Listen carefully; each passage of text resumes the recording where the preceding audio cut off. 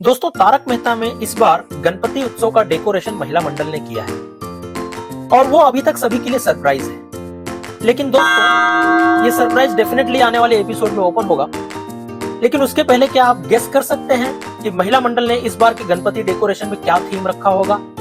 दोस्तों अगर ध्यान दिया जाए तो अभी रिसेंटली एक बहुत बड़ा खेल महोत्सव संपन्न हुआ है। हाँ दोस्तों, मैं समर ओलंपिक 2024 की बात कर रहा हूँ। अभी रिसेंटली पेरिस में ओलंपिक 2024 खत्म हुआ, तो हो सकता है इस बार की थीम महिला मंडल ने ओलंपिक की ही रखी हो।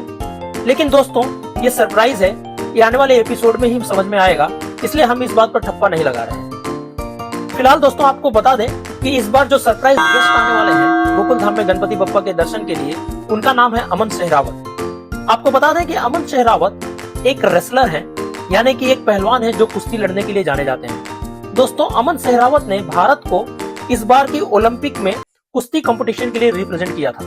और खुशी की बात बता दें दोस्तों, अमन सहरावत ने कुश्ती के इस कंपटीशन में ब्रॉन्ज मेडल भी जीता है और उन्होंने अपने देश का नाम रोशन किया है। जी हाँ दोस्तों, अमन गोकुल धाम पहुंच रहे हैं गणपति बप्पा के दर्शन के लिए।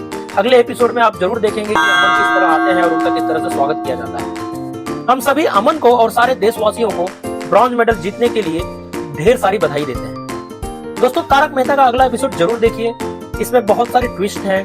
ये एपिसोड बहुत ही हंसाएगा, बहुत ही इमोशनल भी करेगा। और दोस्तों हमें भी जरूर सब्सक्राइब करें, हम ऐसी खबरें आपके सामने लाते रहेंगे और आपका मनोरंजन करते रहेंगे। धन्यवाद दोस्तों।